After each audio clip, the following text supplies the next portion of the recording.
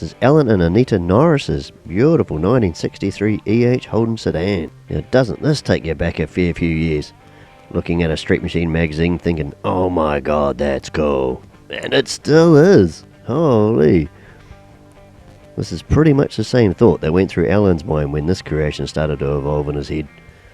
This isn't just a showpiece either. Everything about this build is to have this staunch looking street machine cruising the streets, putting smiles on people's faces, and definitely Allan's. It's hard to believe when crawling under and over this car that most of this was built around 18 years ago.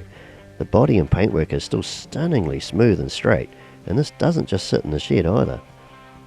Since being finished and driven from Auckland to Muscle Car Madness in Rangiora, the South Island, the same week it was finished, this thing is clocked up around 28,000 kilometres.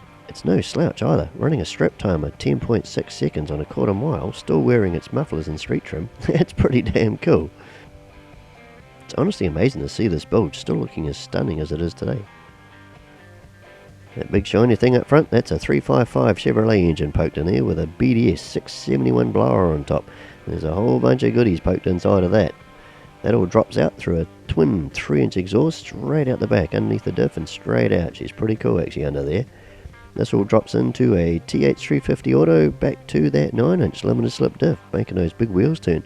Now those wheels, they are 15 by 12s in the back there, so you can see why the big tubs are in there. Allan's goal to be able to cruise it on the streets was fully thought through in this mission. It's a massive 1 metre wide radiator poked in up front with electric fans, keeping it cool while the rest of us are just cooking. Underneath the car is just as stunning as the rest. The chassis and undercarriage are colour coded to match the top. Massive stainless steel exhaust tubes just run straight under the diff and out the back.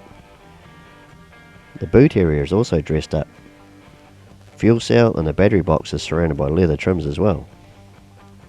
You would think this was just a drag car by that huge engine poking through the bonnet up front, but it's actually a really staunch, drivable blow-in street machine. It's really cool.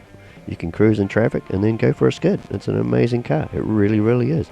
I fully take my hat off to Allan's build here. It's very impressive. So check it out.